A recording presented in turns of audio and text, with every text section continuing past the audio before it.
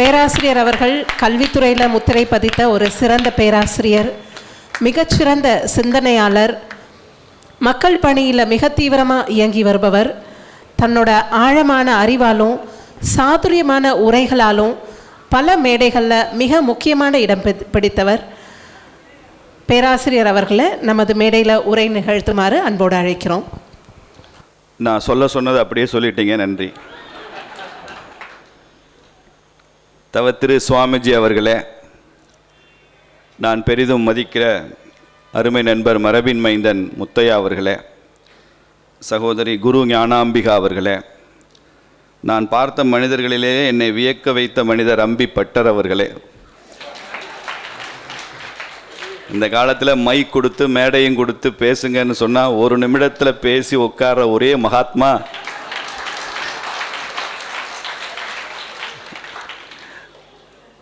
அந்த மகிழ்ச்சியான செய்தி. இன்னொரு சின்ன கஷ்டமான செய்தின்னு சொல்கிறேன். அவர் விட்டு போன நேரத்தை கொஞ்சம் நான் எடுத்துக்கிறதுக்கு எனக்கு ஒரு வாய்ப்பு கிடைச்சது.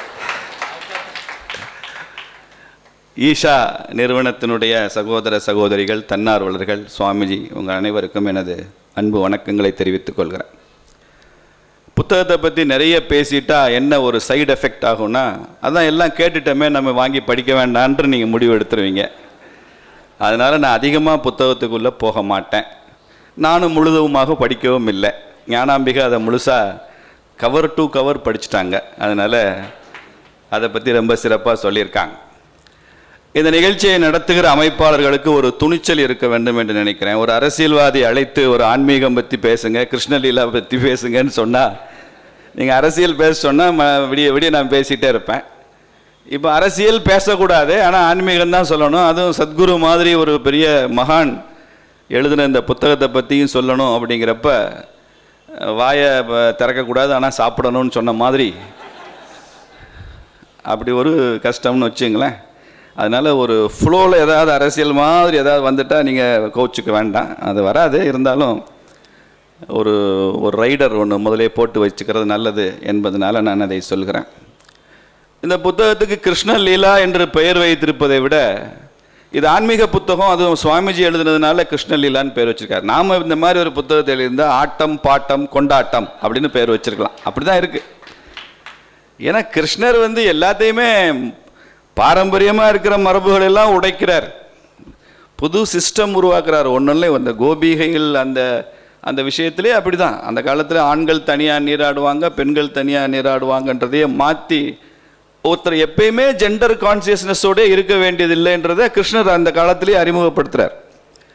இதெல்லாம் ரொம்ப ஆச்சரியமாக இருக்குது. இன்றைக்கி ஏதோ மாடர்ன் வேர்ல்டில் ஏதோ புதுசாக பேசிகிட்டு இருக்கிறாங்க. இந்த எக்ஸ்பெரிமெண்ட்ஸ் எல்லாம் நம்ம இந்து சமூகத்தில் புராண இதிகாச காலங்கள்லேருந்தே நிறைய எக்ஸ்பெரிமெண்ட்ஸ் நம்ம பண்ணி தான் வளர்ந்து வந்திருக்கிறோம் என்பது அதிலிருந்து தெரிகிறது. அந்த மாதிரி நிறைய அவர் ஒரு குழந்தையா கண்ணனை ஒரு கண்ணன்னா நமக்கு தமிழ் வடிவத்தில் தெரிகிறாரு. கிருஷ்ணர் அப்படின்னா ஏதோ ஒரு வடமொழி வட இந்திய வடிவத்தில் தெரிகிறார். ரெண்டு அர்த்தம் ஒன்று தான். கண்ணன்னாலும் கிருஷ்ணன்னாலும் ஒன்று தான். கிருஷ்ணன்னா நீலவண்ணன்னு அர்த்தம். நீலவண்ண கண்ணா வாடான்னு ஒரு பாட்டெல்லாம் இருக்க, நீலவண்ணன் அர்த்தம், அல்லது ரொம்ப கருமை நிறைத்தவன் அர்த்தம். ஷியாம சுந்தர் ஷியாம கிருஷ்ணன் சொல்லுவோம். ஷியாமலான்னாலே அது கரிய நிறத்தவளேன்னு தான் பேர். அம்பாளுக்கு ஷியாமலான்னு ஒரு பேர் இருக்குது. மீனாட்சியே ஷியாமலா தான், கருவாச்சி தான். மீனாட்சி கருவாச்சி அப்படின்னு சொல்லுவாங்கள்ல, அது மாதிரி ஷியாமலானாலே கருப்பு தான். ஜஸ்ய ஷியாமலா மாதரம்னு வந்தே மாதரத்தில் பாடுவோம், நம்ம தேசிய கீதத்தில் பாடுவோம். அது எல்லாமே கிருஷ்ணருடைய நிறங்கள் தான். நம்ம நாட்டில் தான் இந்த கருப்பையும் கருநீலத்தையும் கொண்டாடுகிற ஒரு கலாச்சாரம் நம்மகிட்ட தான் இருக்குது. யூரோப்பியன் கல்ச்சர் வந்ததுக்கு அப்புறம் தான் கருப்பு என்பது something negative, something ugly, something bad, இந்த எண்ணமெல்லாம் உருவானதெல்லாம் ஐரோப்பிய மேற்கத்திய சித்தாந்தங்கள் வந்ததுக்கு அப்புறம் தான் அது உருவாச்சு. நீங்கள் பாருங்கள், இப்பையும் அந்த கருப்புன்னா ரொம்ப தாழ்ந்தது, வெள்ளை தான் உயர்ந்ததுன்றதை எந்த அளவு சைக்காலஜிக்கலாக நமக்கு உணர்த்தி இருக்கிறாங்கன்றது தெரியும். நீங்கள் நிறைய பேர் கேரம் போர்டு விளையாடி இருப்பீங்க. அதில் கருப்பு காயினுக்கு என்ன பாயிண்ட்டு 1, ஒயிட்டு காயினுக்கு என்ன 2. அப்போ கருப்பை விட வெள்ளை உயர்ந்தது அப்படிங்கிறது அந்த வெள்ளைக்காரன் புத்தி. அது நீங்கள் செஸ் விளையாடினீங்கன்னா ஃபர்ஸ்ட் மூவர் அட்வான்டேஜ். முதல்ல எந்த காயின் முதல்ல நகர்த்தி வைப்போம்? கருப்பா வெள்ளையா? வெள்ளையை தான் முதல்ல நகர்த்துவோம். கருப்பு ஃபர்ஸ்ட் மூவர் இல்லை. ஃபர்ஸ்ட் மூவர் யார் கேம் விளையாடினாலும் எந்த சைடு விளையாடினாலும் ஃபர்ஸ்ட் மூவர் ஒயிட் தான். ஒருத்தன் தப்பாக பணம் வச்சுருந்தான்னா அதுக்கு பிளாக் மணின்னு பேர். தப்பாக சந்தை அப்படின்னா அது பிளாக் மார்க்கெட்டுன்னு பேர். பங்குச்சந்தை சரிஞ்சிருச்சுன்னா அது அன்னைக்கு பிளாக் ஃப்ரைடேன்னு பேர். இப்படி எனிதிங் பிளாக்னா அது சம்திங் அக்லி. ஒருத்தர் செத்து போயிட்டான்னா கருப்பு கொடி குத்திக்கிறான், கருப்பு சட்டை போட்டுக்கிட்டா ஒருத்தர் செத்து போயிட்டான்னு அர்த்தம். இரங்கல் அப்படின்னு அர்த்தம், துஷ்டி துக்ககரமான நிகழ்ச்சின்னு அர்த்தம். பக்கத்தில் இருக்கிற இலங்கையில எல்லாம் துக்க வீடுகளில் வெள்ளை கொடி ஏற்றுறாங்க, நம்ம ஊரில் தான் கருப்பு கொடி ஏற்றிட்டு இருக்கோம். அப்போ இந்த கருப்பு என்பதையே ஒரு எதிர்மறை சித்தரிக்க கொண்டிருக்கிற காலங்களில் நம்ம நாட்டில் இந்த மாதிரி கருப்பையும் கருநீலத்தையும், கருப்பு சாமினே சாமி வச்சு நம்ம கருப்பு சாமியே கொண்டாடுகிற ஒரு கடவுளாக இருந்திருக்கிறோம். நிறத்தின் அடிப்படையில் நமக்கு பேதம் இல்லை. நம்மளை பார்த்து இவன் நிறபேதம் சொன்னவன், வர்ணாசிரமம் சொன்னவன், பிறப்பினால ஏற்றத்தாழ்வு சொன்னவன் நம்மளை பார்த்து பேசிட்டு இருக்கிறான். வெக்கங்கெட்ட பசங்க. இது அரசியல் இல்லை, இது ஆன்மீகம் தான். அது இந்த புத்தகத்தில் ஒரு பெரிய ஆச்சரியம் என்னன்னா கிருஷ்ண லீலா. நீங்கள் இந்து தர்மத்தினுடைய தாத்பரியம் புரிஞ்சவங்களுக்கு தான் சுவாமிஜி இதுக்கு ஏன் லீலான்னு பேர் வச்சிருக்கிறாருன்னு தெரியும். லீலான்னா விளையாட்டுன்னு சொல்லிட்டோம். 64 திருவிளையாடல்களை மதுரையில் சிவபெருமான் நிகழ்த்தினார் அப்படின்னு பார்க்குறோம். இந்த லீலா விளையாட்டு இது எல்லாமே இந்து ஆன்மீகத்தில் தான் வரும், வேற எங்கேயும் இப்படி இருக்காது. நீங்கள் கார்ல் மார்க்ஸை பற்றி கொஞ்சம் வாசித்தவங்களுக்கு தெரியும். அவர் உலக வரலாற்றையே வர்க்க போராட்டத்தின் வரலாறு அப்படின்னு தான் சொல்லுவார். The history of the world hitherto known, the known history of the world hitherto is the history of the class wars அப்படிம்பார். இதுவரைக்கும் உலகம் அறிந்த ஒரு வரலாறுலே அது என்ன வரலாறுனா வர்க்க போர்களின் வரலாறு தான்.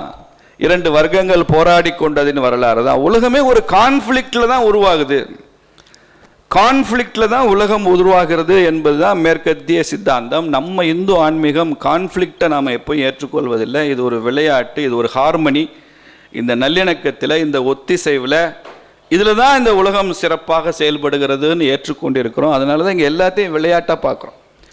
நீங்கள் லீலான்ற வார்த்தை பெரிய மகான் வாயிலிருந்து எல்லாம் பேசுகிறோம். நீங்கள் கிராமத்துக்கு போனீங்கன்னா பெரியம்மை, இந்த தட்டம்மை சின்னம்மை நோய் போட்டிருக்கோம். நீங்கள் கிராமத்தில் சொல்லுவாங்க அம்மா விளையாடி இருக்கும்பாங்க, அம்மா விளையாண்டுருக்கு அப்படிம்பாங்க. அம்மா அப்போ ஒரு நோயை கூட தாயாக பார்த்து அது கூட என் பிள்ளை மேலே விளையாடி இருக்கு அப்படின்னு தான் சொல்கிறாங்களே தவிர பாதிச்சிருக்கு, இன்ஃபெக்ட் ஆகிருக்கு, இன்ஃபெக்ஷன் ஆகிருக்கு, இந்த மாதிரி மாடர்ன் டெர்மினாலஜியெல்லாம் நம்ம பயன்படுத்துறதில்ல. அம்மா விளையாடி இருக்கு.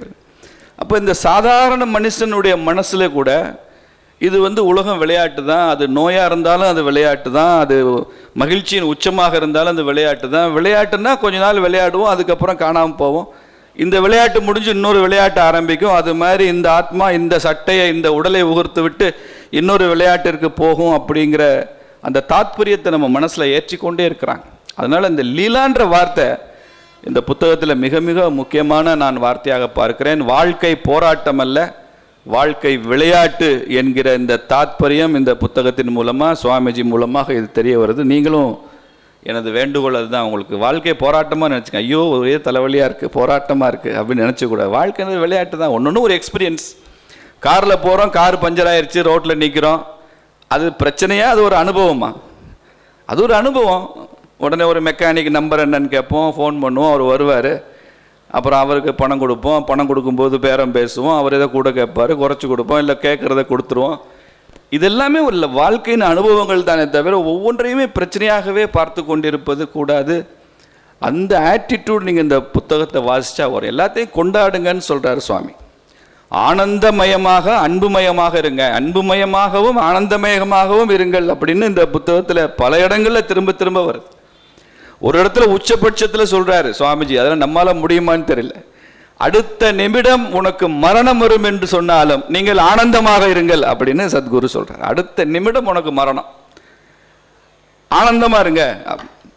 நம்ம ஃப்ளைட்டில் போகிறப்ப ஏதோ டர்னு ஒரு சத்தம் கேட்டாலே பயமா இருக்கு, என்னடா என்ன இது ஆயிடுச்சோ என்னமோ அப்படின்னு சொல்லி அந்த ஏர் ஹோஸ்டஸ் கூப்பிட்டு என்ன இப்படிலாம் சத்தம் வருது அப்படின்னு கேட்குறோம்.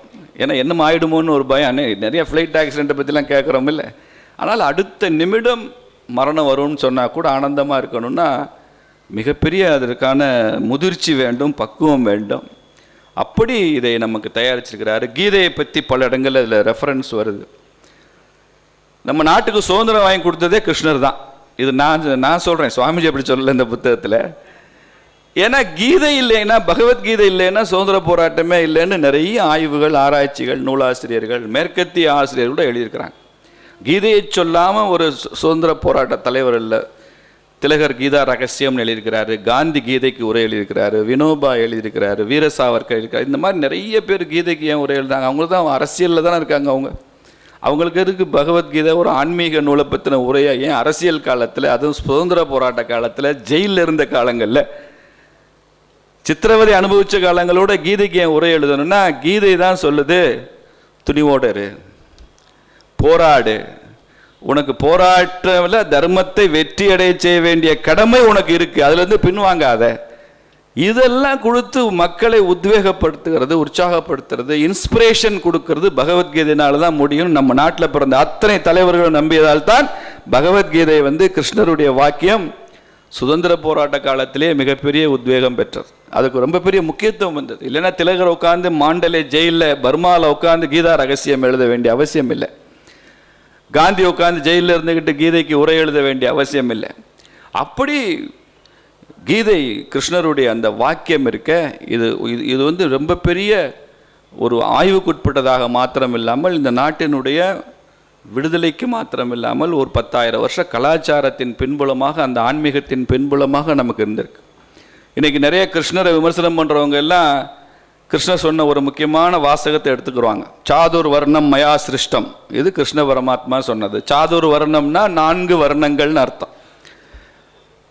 4 வர்ணங்கள்னா அந்தனர், சத்திரியன், வைசியன். என் கூட வர்றீங்களான்னு பார்க்குறேன், வேற ஒன்றும் இல்லை. அமைதியாக இருந்தீங்கன்னா திரும்ப வேறு சிலபஸ் திருப்பி ரிப்பீட் பண்ண வேண்டியிருக்கும். நீங்கள் சொல்லிட்டீங்கன்னா வேலை முடிஞ்சது. அந்தணன், வைசியன், சூத்திரன், சத்திரியன், இதுதான் 4 வர்ணங்கள். சாதுர் வர்ணம் மயா சிருஷ்டம்னா, மயான்னா நான் தான் உருவாக்குனேன் அப்படின்னு கிருஷ்ணர் சொல்கிறார். அதை எடுத்து பிடிச்சிக்குவான். பார்த்தீங்களா, 4 வர்ணங்களை கிருஷ்ணர் உருவாக்கியிருக்காருன்னு கீதையிலே சொல்லியிருக்கு. வர்ணாசிரம தர்மம், ஏற்றத்தாழ்வு, அடிமை முறை, சுரண்டல், அநீதி, இதெல்லாம் கிருஷ்ணரே உருவாக்குனது, கடவுளே ஒத்துக்கிட்டாரு அப்படின்னு சொல்லுவான். இவங்க எல்லாமே ஆஃப் பாயில். முதல் வரி சொல்லுவான், அடுத்த வரியே சொல்ல மாட்டான். என்ன சொல்கிறாரு? சாதுர் வர்ணம் மயா சிருஷ்டம் குண கர்ம விபாகஷகா அப்படின்னு சொல்கிறார்.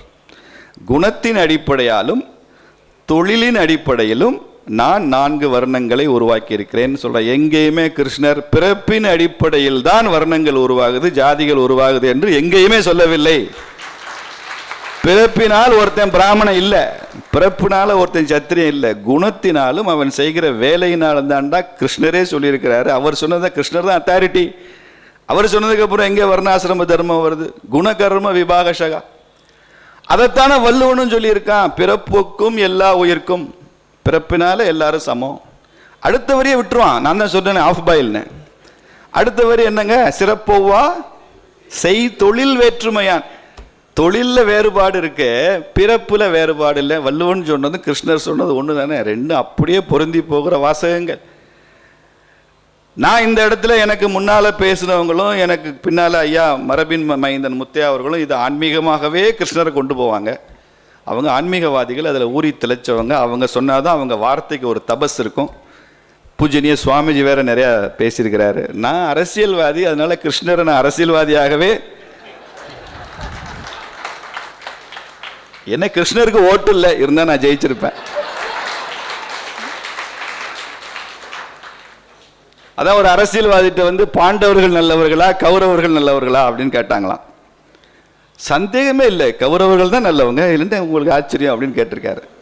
கேட்டவனுக்கு ஒரே ஆச்சரியம், சுவாமிஜி மாதிரி நல்லவங்க போய் கேட்டிருக்காங்கன்னா ஊர் உலகமே தெரியுமேடா, பாண்டவர்கள் தானே தர்மத்தின் பக்கம் இருந்தாங்க, நீ கௌரவர்கள் பக்கம் இருக்க பேசுறியே, அதவங்க எப்படி நல்லவங்கன்னு சொல்கிற?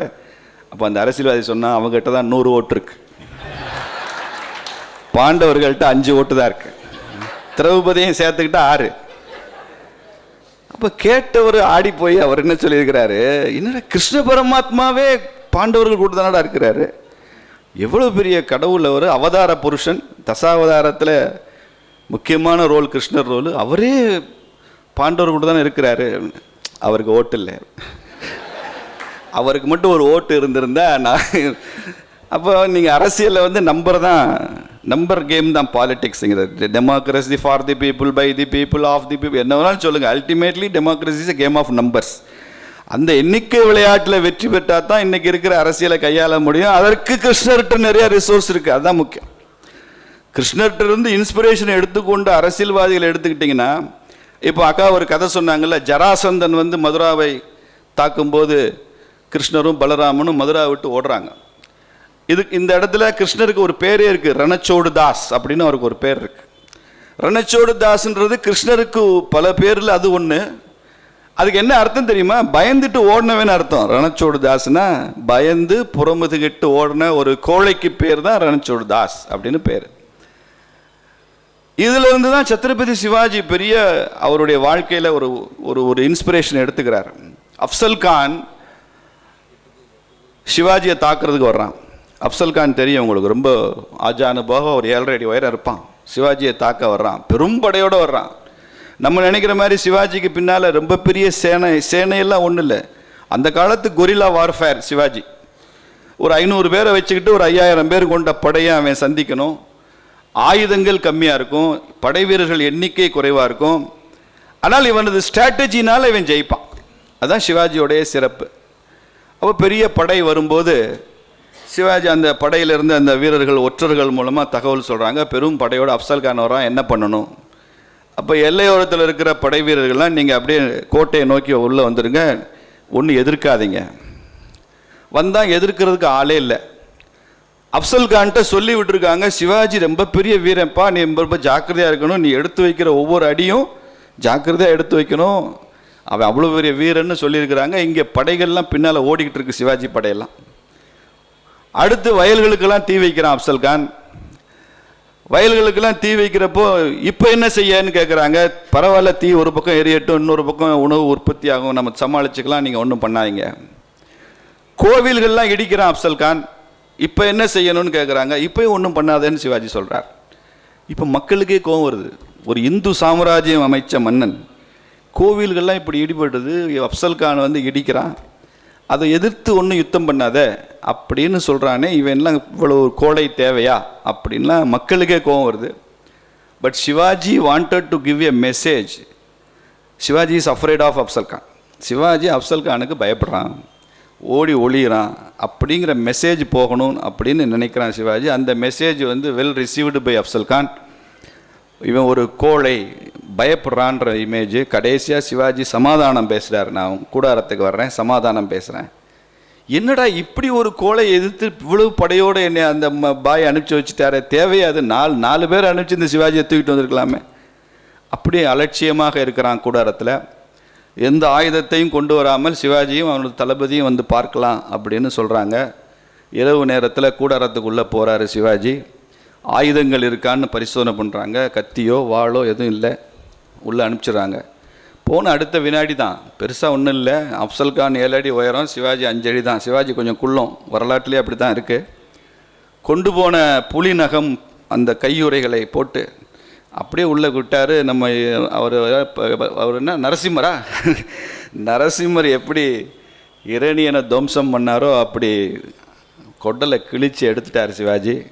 சிவாஜி கூட போன தளபதி உள்ளே இருந்த 10 பேரையும் அவங்களுடைய வாழை எடுத்து 10-15 பேரையும் ஒரே நேரத்தில் தலையை சீவிட்டான். பாகுபலி படத்தில் சீவின மாதிரி அப்படியே ஒரு சீவியாச்சு.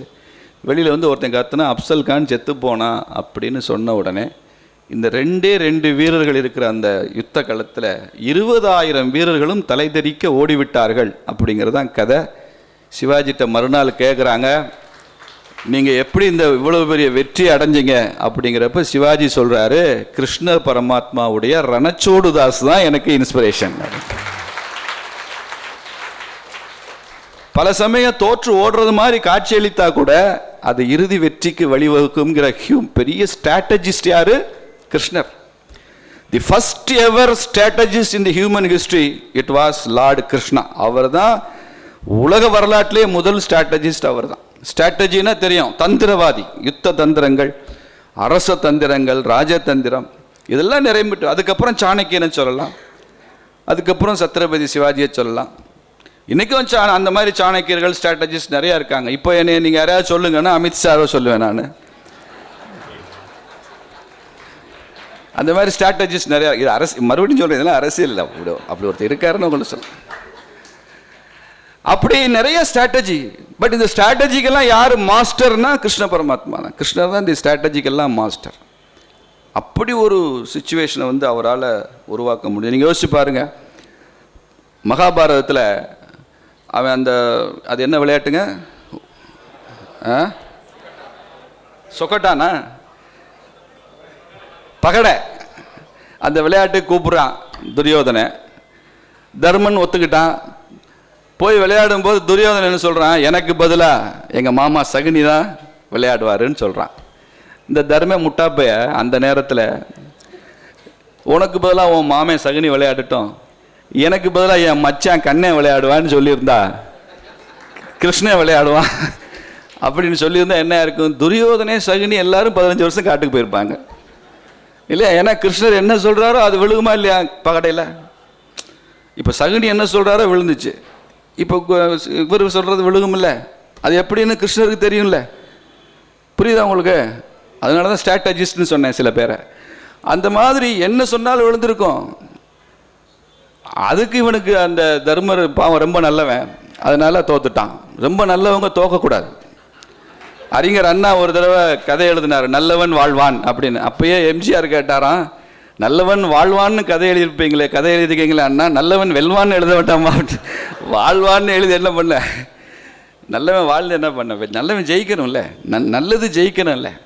நல்லவன் ஜெயிக்கிறது இல்லை, நல்லது ஜெயிக்கணும். கிருஷ்ணர் கூட நல்லவன் கூட கிருஷ்ணர் இல்லை, நல்லவற்றின் கூட இருந்தார். இன்னைக்கு ரெண்டுக்குள்ள வித்தியாசம் தெரிஞ்சுக்கணும். பல சமயம் பீஷ்மரும் துரோணாச்சாரியார் நல்லவங்க தான், ஆனால் அவங்க நல்லவன் கூட இல்லை, தர்மத்தின் கூட அவங்க இல்லை, அதர்மத்தின் கூட இருந்தாங்க. அவங்க நல்லவங்க தான். அதனால நாம எங்கே இருக்கணும்னா நல்லது கூட இருக்கணும். நல்லது கூட இருக்கிறவன் நல்லவனான்னு யோசிச்சுட்டே இருக்கக்கூடாது. நல்லது கூட இருக்கிறவன் நல்லவனா இல்லாமல் இருக்கலாம், பட் அது நல்லது ஜெயிக்க வெற்றி பெறான் அப்படிங்கிறது. இந்த கான்செப்ட், இந்த ஸ்ட்ராட்டஜி வேணும்ல. நம்ம நாட்டில் யுத்த தர்மம்னு ஒன்று இருக்கு. பகலில் தான் சண்டை போடணும், இரவில் சண்டை போடக்கூடாது, நிராயுத பாணியோட சண்டை போடக்கூடாது, அந்த பக்கமாக திரும்பி புறமுதுகு காட்டி இருக்கிறவனை அவனை கொல்லக்கூடாது. இப்படிலாம் தர்மங்கள் இருக்கு. நீங்கள் யோசிச்சு பாருங்க, ராமாயணத்தில் அதுவும் விஷ்ணுவோட அவதாரம் தான். அந்த அவதாரத்தில் ராவணன் நிராயுத பாணி ஆயிடுறான். இன்னொரு 5 நிமிஷத்தில் முடிச்சிடலாம். ராவணன் நிராயுத பாணி ஆயிடுறான். அப்போது ராமர் என்ன சொல்கிறாரு, இன்று போய் நாளை வா, நிராயுத பாணியாக நிற்கிற, உன்னை நான் கொல்லக்கூடாது, உன் கையில் ஆயுதம் இல்லை, இன்றைக்கி சன்செட் டைம் வேறு ஆயிடுச்சு, அதனால் நீயும் டயர்டு நானும் டயர்டு, நீ போயிட்டு வா, நாளைக்கு வா, ஆயுதத்தோட வா, சண்டை போடுவோம். அப்போது விஷ்ணுவனுடைய ஒரு அவதாரத்தில் எதிரி நிராயுத பாணியாக இருக்கும்போது அவனை கொல்லவில்லை. இதுதானே யுத்த தர்மம். நீங்கள் அப்படியே இங்கிட்ட வாங்க, கடவுள் கிருஷ்ணர் அவதாரத்துக்கு வாங்க. மகாபாரதத்தில் குருச்சேத்திரத்தில் கர்ணன்ட்டு ஆயுதம் இல்லை, கர்ணன் அந்த பக்கமாக திரும்பி நிற்கிறான். கீழே இறங்கி விட்ட தேர் சக்கரத்தை குனிந்து அவன் தூக்கி நிறுத்துறதுக்கு முயற்சி பண்ணுறான். அப்போ கிருஷ்ணர் என்ன சொல்கிறார், அர்ஜுனனை பார்த்து அடி. அப்போ அர்ஜுனன் கேட்குறான், என்ன அவன்கிட்ட ஆயுதம் இல்லை, அந்த பக்கம் திரும்பி நிற்கிறான், என் கூட அவன் சண்டைக்கே தயாராக இல்லை, இப்போ போய் அவனை அடிங்கிறீங்க. இதெல்லாம் பேசாத, முதல்ல ஆளை காலி பண்ணு. கிருஷ்ணா, இது யுத்த தர்மம் இல்லை, தர்மத்தை பற்றி என்கிட்ட பேசாத, நான் தான் அதுக்கு அத்தாரிட்டி. அதுக்கு நான் 12 வால்யூம் புஸ்தகமே எழுதியிருக்கேன், தர்மம்னு என்னன்னு. முதல்ல அவனை இதே கேள்வியை கர்ணனும் கேட்குறான், என்ன கிருஷ்ணா இப்படி பண்ணிட்டேடா, நான் இது நிராயுத பாணியை கொள்றது தான் தர்மமா, இதுதான் உனக்கு அழகா, நீ தான் பெரிய தர்மத்துக்கான கடவுளா? அப்போ சொல்கிறாரு, தர்மத்தை பற்றி நீ பேசாத அப்படிங்கிற, தர்மத்தை பற்றி நீ பேசாத. ஆயிரக்கணக்கானோர் அவையில் அமர்ந்திருக்கும் போது ஒரு பெண்ணை, திரௌபதியை துகிலுரிந்து அவளை நிர்வாணமாக்க முயற்சி பண்ணது எந்த தர்மத்தில் இருக்கு கர்ணா? நீ அந்த அவையில் நின்று அதை வேடிக்கை பார்த்து கைகொட்டி சிரித்து கொண்டாயடா, வெக்கமா இல்லை? ஒரு பெண்ணை நிர்வாணப்படுத்தி அவமானப்படுத்துறது தர்மமா? வேடிக்கை பார்த்துட்டு இருந்தே இல்லை? அப்பையெல்லாம் நீ அதர்மத்தின் பக்கம் நின்றுட்டு அவள் ஒரு பெண்ணென்றும் பார்க்காமல் இப்படி பேசினவன், இன்னைக்கு உன் உயிர் போகுதுன்னு தர்மத்தை பற்றி பேசுறியா? இந்த தர்மம் தேவையில்லை அர்ஜுனா, இன்னொரு 50 விட அவன் ரொம்ப பேசுகிறேன், முதல்ல ஆளை காலி பண்ணு. He is talking too much. அடுத்த 50 விட்டான், முடிஞ்சு போச்சு. இதுதானே தர்மம். அப்போ அங்கே நிராயுத பாணியாக இருந்த ராவணனை ராமன் கொல்லலையே. ராவணே சீதையை சிறையெடுத்தான். சிறையெடுத்த ராவண அவளை சித்திரவதை பண்ணிடுவேன்னா, கொண்டுடுவேன்னா, உன் புருஷனை கொண்டுடுவேன்னா, நீ என்னை தான் கல்யாணம் பண்ணிக்கணும்னு நினை தவிர அவளை தொடக்கூட இல்லை, அவளை அவமானப்படுத்தலை, அவளை எந்த இடத்துலையும் அவளுக்கு மானபங்கத்தை உருவாக்கலை. ஆனால் அவளை டார்ச்சர் பண்ணான், ஜெயிலில் வச்சு டார்ச்சர் பண்ணான், கஷ்டம் கொடுத்தான். அந்த கஷ்டத்தை சீதை சகித்து கொண்டான்னு வச்சுங்க. அவன் நினச்சிருந்தான்னா அசோகவனத்துலேருந்து அவளே மீண்டு வந்திருக்க முடியும். அவளே சொல்கிறாளே, நான் நினச்சா ஒரு நிமிஷத்தில் இங்கே தப்பிச்சு போயிடுவேன், என் வலிமை என்ன என் வல்லமை என்னன்னு உனக்கு தெரியாது, ஆனால் நான் ஏன் இப்படி அடைப்பட்டு கிடக்கிறேன்னு நினைக்கிறியா? என் புருஷன் வந்து என்னை மீட்டு போக முடியாது, அதான்டா எனக்கும் கௌரவம், எங்கள் புருஷனுக்கு கௌரவம், ராமனுக்கு அதுதான் கௌரவம், அதனால் இருக்கேன் அப்படின்னு சொன்னான். இங்கே அப்படி இல்லையே. அவ்வளோ திரௌபதி அவமானப்படுத்த வேண்டிய அவசியம் என்ன வந்தது? விளையாடினாங்க, 14 வருஷம் காட்டுக்கு போகிறாங்க. அப்போது தர்மத்தை ஒவ்வொரு யுகத்திலும் மாற்றித்தான் நாம் புரிந்து கொள்ள முடியும். எப்போயோ 5000 வருஷம் 10,000 வருஷத்துக்கு முன்னால் ஒரு டெக்ஸ்ட் புக்கில் இருக்கின்றதுக்காக அந்த தர்மத்தை இன்னைக்கு நம்ம பின்பற்ற முடியாது. உன் எதிரி எந்த ஆயுதத்தை எடுக்கிறானோ அந்த ஆயுதத்தை நீயும் எடுத்தால்தான் அது தர்மம். அதுதான் கிருஷ்ணர் சொல்லி இருக்கிற வார்த்தை. என் எதிரி துப்பாக்கி வச்சுட்டு வருவான்னா நான் சும்மா அருவா கத்திட்டு வெற்றிவேல் வீரவேல்னு போய் நோ யூஸ் இல்லையா? அவன் பெருசாக அப்படி விமானத்தில் வந்து குண்டு போடுவான்னு சொன்னால் நான் போயிட்டு பழைய கால மாடலில் ஒரு யுத்தம் பண்ணிக்கிட்டு இருந்தா எப்போ ஜெயிக்க முடியும்? ஆப்ரேஷன் சிந்தூர் இதுதான் இன்னைக்கு யுக தர்மம். அடி நொறுக்க வேண்டியதுதான். நீ என் மக்களை தொந்தரவு பண்ண, என் எல்லைக்குள்ளே வந்து இத்தனை பேரை கொல்ல முடியும் உன்னால், என்ன ஓம் மண்ணுக்கு ஒரு சொட்டு தண்ணி கூட சிந்துல வராமல் பார்த்துக்கிறதுக்கு என்னால் முடியும்னு சொல்கிறோம்ல, இதுதான் தர்மம், இதுதான் ஸ்ட்ராட்டஜி. இதைத்தான் கிருஷ்ணர் சொல்கிறாரு. அதை இத்தனை வருஷமாக நம்ம செய்யாதனால தான் இந்த பிரச்சனை எல்லாம். அதெல்லாம் இத்தனைக்கெல்லாம் செய்யவே இல்லையே, அந்த ஸ்ட்ராட்டஜி நமக்கு புரியலையே. குரு சரண் தாஸ் அப்படின்னு ஒரு பெரிய சிஇஓ இருந்தார். இந்த குரு சரண் தாஸ் பெரிய சிந்தனையாளர், எழுத்தாளர். ஒரு நாள் வீட்டில் உட்காந்து அப்படி யோசிச்சுட்டே இருந்தார். அவங்க அம்மா ஒரு 80-85 வயசு. அவங்க சொன்னாங்களே, என்னடா 2-3 நாள் ரொம்ப யோசிச்சுட்டே உட்காந்துருக்க?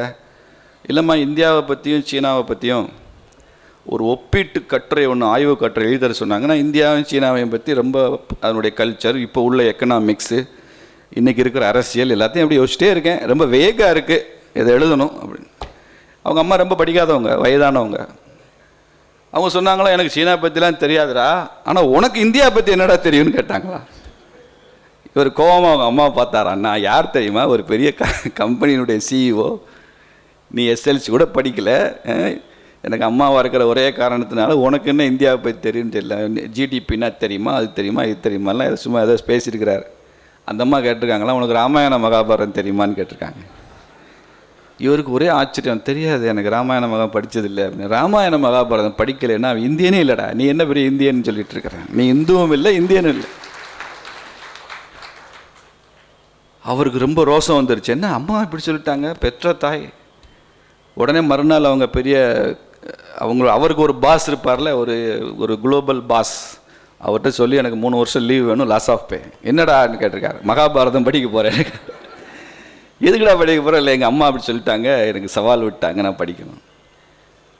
அவர் ஹி டுக் சீரியஸ் எஃபர்ட்ஸ். ஒவ்வொரு விளக்கத்துக்கும் ஒவ்வொன்றுக்கும் உலகத்தில் அந்த சப்ஜெக்டில் யார் அத்தாரிட்டியோ அவங்ககிட்டே போய் பேசி, அவங்களோடே உரையாடி, அவங்க எழுதின நூல்களை வாசித்து, ஏதாவது ஒரு விஷயத்தை பற்றி சொல்ல, இப்போ ராதைன்ற ஒரு கேரக்டரை பற்றி மதுரையில் அழகர் கோயிலில் அம்பிப்பட்டர் தான் அதை சிறப்பாக சொல்லுவார்னா, அவர் அங்கேருந்து இங்கே வந்து அம்பிப்பட்டரோட ஒரு நாள் இருந்து அதை கேட்டு போவார்.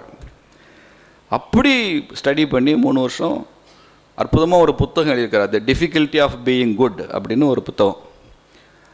அது தமிழ்லேயே வந்திருக்கு, கிழக்கு பதிப்பகத்தில் மகாபாரதம் காட்டும் கதை மாந்தர்கள் அப்படின்னு வந்திருக்கு. அதில் அவர் எழுதுகிறாரு, இன்றைக்கும் துரியோதனன் இருக்கான், இன்றைக்கும் கிருஷ்ணர் இருக்கார், இன்றைக்கும் அர்ஜுனன் இருக்கான், இன்றைக்கும் தர்மன் இருக்கான், இன்றைக்கும் திரௌபதி இருக்கா. அது எந்தெந்த வடிவத்தில், என்னென்ன வேல்யூஸா, என்ன எத்திக்ஸா, என்ன டைலமாவோட, அது கார்ப்பரேட் வேர்ல்டில், சமூக வாழ்க்கையில், அரசியலில், இவன் இந்த கேரக்டர்ஸ்லாம் எப்படி இன்றைக்கி இருக்குது, தனி ஒரு ஆளாக இல்லாமல் அது ஒரு சமூக அமைப்பாக எப்படி இருக்குது அப்படிங்கிறத பற்றி அந்த குரு சரண் தாஸ் எழுதியிருக்கிறார். பாருங்க, கிருஷ்ணர் எத்தனையோ வருஷத்துக்கு முன்னால், கலியுகம் பிறக்கிறதுக்கு, கலியுகம் பிறந்து 26 வருஷம் கழிச்சா சுவாமி இறந்து கிருஷ்ணர் அந்த அந்த வேடன் கொன்றது. கிருஷ்ணர் கடைசியாக ஒரு மலை வேடனுடைய வில்லில் தான் செத்து போனார். கண்ணதாசன் பாடுவான், சரையு நதி ராமன் சரையு நதியில் மாண்டான், தீயதொரு கணையாலே கண்ணன் மாண்டான் அப்படின்னு எழுதுவார். ஒரு வேடன் வந்து வில்லால் அடித்து கொன்றான் கிருஷ்ணரை. அது ராமனும் கிருஷ்ணனும் இறப்புக்கு வந்து தான் ஆகணும். ஏன்னா தாயின் கருவில் தோன்றியவர்கள் இறக்க வேண்டும் என்பது விதி. இவங்க 2 பேருமே ஒரு தாயின் கருப்பையிலிருந்து தோன்றினவங்க தான். அதனால் யாரெல்லாம் தாயின் கர்ப்பப்பையிலிருந்து தோன்றி வாழ்க்கை வாழ்கிறார்களோ அவர்கள் கடவுள் அவதாரமாக இருந்தாலும் அவருக்கு இறப்பு என்பது ஒன்று இருக்கத்தான் செய்யும். அப்படி தான் ராமனும் இறந்துட்டான், கிருஷ்ணனும் இறந்துட்டான்னு நம்ம புராண கதைகள் படிக்கிறோம். அப்படி இன்றைக்கும் அது கான்டெக்ஸ்டில் இருந்து கொண்டு தான் இருக்கு. இதையும் நாம் புரிந்து கொள்ளணும். இந்த புத்தகத்தை நீங்கள் வாசிச்சிங்கன்னா ஒரு 5000 வருஷத்துக்கு முன்னால் உள்ள கிருஷ்ணர் அவர் சொன்னாலும், அன்னைக்கு உள்ள புல்லாங்குழல் சொன்னாலும், அன்னைக்கு உள்ள கோபிகள் சொன்னாலும், இன்னைக்கு கான்டெக்ஸ்டில் இது எப்படி நம்ம கொண்டுட்டு போகணும், எப்படி எடுத்துகிட்டு போகணுங்கிறதும் அந்த இன்ஃபரன்ஸ் ஊடுபொருளாக அதில் இருக்குது. சுவாமிஜி மிகப்பெரிய மகான், லேசாக தான் சொல்லுவார். நாம் அதிலிருந்து இன்ஃபரன்ஸ் நிறைய எடுத்துக்கணும். இது அடுத்தடுத்த தலைமுறைகளுக்கு எப்படி கொண்டு செல்வது அப்படிங்கிறது எடுத்துக்கணும். கலிஃபோர்னியாவில் ஒரு பெரிய ப்ராஜெக்டே பண்ணாங்க. நான் சாஸ்திரா பல்கலைக்கழகத்தில் MBA ப்ரொஃபஸராக இருக்கிறபோது அதை பற்றின ஒரு ஆய்வுத்தாளை பார்த்தேன். அந்த ஆய்வுத்தாளுடைய கட்டுரை என்ன தெரியுமா? கிருஷ்ணா தி CEO. கிருஷ்ணா தி CEOங்கிறது அந்த ஆய்வுத்தாளோட கட்டுரை. அதில் ஒரு கார்ப்பரேட் நிறுவனத்தினுடைய சீஃப் எக்ஸிக்யூட்டிவ் ஆஃபீஸராக இருப்பவர்களுக்கு என்னவெல்லாம் தெரிய வேண்டுமோ அதெல்லாம் நீங்கள் பகவான் கிருஷ்ணருடைய வாழ்க்கையில் இருக்கிறது என்பது அந்த கிருஷ்ணா தி CEOனுடைய அந்த ஆய்வுத்தாளுடைய முக்கியமான ஒரு அம்சமாக இருந்தது. இன்றைய காலகட்டத்தில் நாம் கிருஷ்ணருடைய வாழ்க்கையிலிருந்து, அவருடைய இன்ஸ்பிரேஷன்லேருந்து நாம் எடுத்துக்கொள்வதற்கு ஒன்று இருக்கிறது. கடைசியில் என் மனதில் இருக்கிற நீண்ட கால ஆதங்கங்கள், எப்போதுமே தீராத ஆதங்கமாக இருக்கிற ஒரே ஒரு விஷயத்தை மாத்திரம் நான் சொல்லி செல்கிறேன். நம்ம நாட்டில் ஆன்மீகத்திற்கெல்லாம் ஒன்றும் பஞ்சம் இல்லை. சத்குரு மாறி மகா புருஷர்கள், மகான்கள் காலந்தோறும் தோண்டிக்கிட்டு தான் இருக்கிறாங்க. வள்ளலார் சொல்கிற மாதிரி வாழையடி வாழை என வந்த திருக்கூட்டம் அப்படின்னு சொல்லுவார் இந்த மகான்களை பற்றி. அது அந்த வாழையடி வாழையாக வந்து கொண்டே தான் இருக்குது இந்த திருக்கூட்டம். அவங்களுடைய உபதேசம், அருள்மொழிகள், அவங்களுக்கான பெரிய ஃபாலோயிங். இதே இடத்துல ஒரு அரசியல் கட்சி கூட்டம் போட்டால் இத்தனை பேரெல்லாம் நீங்கள் உட்காந்துருக்க மாட்டீங்க, இவ்வளவு நேரம் உட்காந்துருக்க மாட்டீங்க. ஆன்மீகத்துக்குன்னு ஒரு பெரிய புல்லிங் பவர் இருக்கத்தான் செய்யுது, வசீகரம் இருக்கத்தான் செய்யுது. இவ்வளோ பேர் வந்திருக்கீங்க. ஆனால் ஒரு விஷயத்தை புரிஞ்சுக்கணும். வள்ளுவர் சொல்கிற மாதிரி அந்தணர் 100க்கும் அறத்துக்கும் ஆதியாய் நின்றதாம் மன்னவன் கோல். அந்தணர்னா இந்த இடத்துல பிராமணன் எடுத்துக்க வேண்டியதில்லை, முனிவர்கள், மகான்கள், தவசீலர்கள்னு எடுத்துக்கலாம். அவங்கள் செய்கிற தவத்துக்கு கூட எப்போ பலன் இருக்கும் அப்படின்னா, நின்றதாம் மன்னவன் கோல். யார் ஆட்சி செய்கிறார்கள் என்பதை பொறுத்து தான் ஆன்மீகத்திற்கான பலனும் தவத்திற்கான பலனும் கிடைக்கும் என்பதை ராமஸ்ரீனிவாசன் சொல்லலை, வள்ளுவர் சொல்லியிருக்கிறார் என்பதை உங்களுக்கு நினைவூட்ட விரும்புகிறேன். நீங்கள் மகான்கள், துறவிகள், ஞானிகள் புரிகிற தவம் கூட அவுரங்கசீப் பாதுஷாவாக இருந்தால் அது பலிக்காது. ராபர்ட் கிளைவும் டல்ஹவுசியும் ஆட்சியில் இருந்தால் அது நிற்காது. இன்னைக்கு இருக்கிற நவீன அவுரங்கசீப்புகள் இருந்தாலும் அது பலிக்காது. சத்ரபதி சிவாஜி மன்னனாக இருந்தால் அது பலிக்கும். ராஜராஜ சோழன் இருந்தால் அது பலிக்கும். சேரன் செங்குட்டோனும் பாண்டியன் நெடுஞ்செழியனும் திருமலை நாயக்கரும் அந்த அரசவையில் இருந்தால் அது பலிக்கும். ஏன்னா மன்னனுக்கான ஆன்மீகமும் மக்களுக்கான ஆன்மீகமும் சிங்கரனைஸ் ஆகணும், ஒன்றாகணும். மக்களுடைய நம்பிக்கையை ஏற்றுக்கொண்டவன் மன்னனாக இருக்கணும், மக்களுடைய நம்பிக்கையை மதிப்பவன் மன்னனாக இருக்கணும். இந்த கோவில்களை, இந்த விழாக்களை, இந்த கொண்டாட்டத்தை, இந்த பாரம்பரியத்தை, இதன் மரபுகளை, இந்த புராணங்களை, இதிகாசங்களை ஏற்றுக்கொள்பவர்கள் ஆட்சியில் இருக்கும்போது தான் இந்த மண்ணும் மக்களும் செழிப்படைவார்கள் என்பதுதான் விதி. இதை எந்த இடத்திலும் ஏற்றுக்கொள்ளாதவர்களை நாமே வாக்களித்து அந்த இடத்தில் அமர வைக்கும் போது மன்னனுக்கும் ஆட்சிக்கும் மக்களுக்குமான பிரிவும் பிளவும் ஏற்பட்டு நமது வளர்ச்சியும் தேங்கி போகும் என்பது மாத்திரமல்ல, நமது ஒளி மங்கி போகும் அப்படிங்கிறதையும் வரலாற்றில் நிறைய நம்ம பார்த்துருக்கோம். அதனால எப்பெல்லாம் இந்து மன்னர்கள் ஆட்சியில் இருந்தாங்களோ அதனால தான் ராஜ சோழர்கள் காலம் பொற்காலம்னு சொல்கிறோம், குப்தர்கள் காலம் பொற்காலம் சொல்கிறோம். எப்பயுமே சுல்தான்கள் காலம் பொற்காலம், முகலாயர்கள் காலம் பொற்காலம், ஆங்கிலேயர் காலம் பொற்காலம்னு எந்த வரலாற்று ஆசிரியரும் உலகத்தில் குறிப்பு எழுதினதில்லை. ஏன்னா அவன் தான் இந்த மண்ணை மதிக்கிறான், இந்த மக்களை மதிக்கிறான், இந்த மீனாட்சியை மதிக்கிறான். திருமலை நாயக்கர் இந்த மீனாட்சியை எப்படி கொண்டாடினார் என்பது தான் இந்த மண்ணுக்கே உரிய சிறப்பாக அமைந்திருக்கிறது. இன்னைக்கு நாம் அதிலிருந்து மாறிவிட்டோம். அன்னைக்காவது மன்னன் மகன் மன்னனாக ஆட்சியில் உட்காந்துருவோம். இன்னைக்கு நமக்கு ரோலே இல்லை. மன்னனாக உட்கார்ந்தா நம்ம ஏற்றுக்கொள்ள வேண்டியதை தாண்டி, ராஜ விசுவாசத்தை காட்டுவதை தாண்டி நமக்கு வேற பங்கு இல்லை. ஆனால் இன்றைக்கு நாமே வாக்களித்து தான் ஒரு அவுரங்கசீப்பை உருவாக்குறோம். நாமே ஓட்டு போட்டு ஒரு அலாவுதீன் கில்ஜியை போய் உட்கார வச்சு அவனை நம்மளை பாருன்னு சொல்லி நம்ம சொந்த காசுலேயே சூனியம் வைத்துக் கொள்வர்கள் இந்துக்களாகத்தான் இருக்கிறார்கள். சொந்த காசில் சூனியம் வச்சுக்கணும். நேற்று தமிழ்நாட்டில் ஒரு கல்வி அமைச்சர் பேசியிருக்கிறாரு, பள்ளிக்கூடத்துக்கு குழந்தைகள் மத சின்னங்களுடன் வரக்கூடாது, கையில் எந்த கயிறு கட்டியும் வரக்கூடாது. மத சின்னங்கள்னா விபூதி குங்குமம் உட்பட எல்லாம் மத சின்னம்தான். நாம் ஓட்டு போட்ட அமைச்சர் தான், நாம் விசில் ஊதுன விசிலில் தான் ஒரு அமைச்சரானார். ஆனால் இதை பற்றி நமக்கு எந்த கவலையும் இல்லை. நான் பூஜை புனஸ்காரம் செய்வேன், விரதம் இருப்பேன், கோவிலுக்கு போவேன், கோயிலை கொண்டாடுவேன், சாமியார்கள் மகான்களை பார்த்தா நமஸ்காரம் பண்ணுவேன், அவங்ககிட்ட அருள் உபதேசம் எல்லாம் கேட்பேன், இந்து பக்தியெல்லாம் நான் காண்பிப்பேன். இந்து சக்தி என்றால் என்ன என்று தெரியாது, இந்து உணர்வு என்றால் என்னன்னு தெரியாது, இந்து ஆன்மீகம் என்றால் என்னன்னு தெரியாது, மதமாற்றம்னா என்னன்னு தெரியாதுன்னு நாம் உட்கார்ந்துருந்தா இந்து பக்தி இருக்கும். இந்து சக்தி இருந்தால் தான் இந்து பக்தியை காப்பாற்ற முடியும் என்பதை நீங்கள் தெரிந்து கொள்ளணும். உலகத்தின் மிகப்பெரிய இந்து ஆலயம் இதே விஷ்ணுவுக்கு அங்கோர் வாட்டில் கம்போடியாவில் இருக்கு.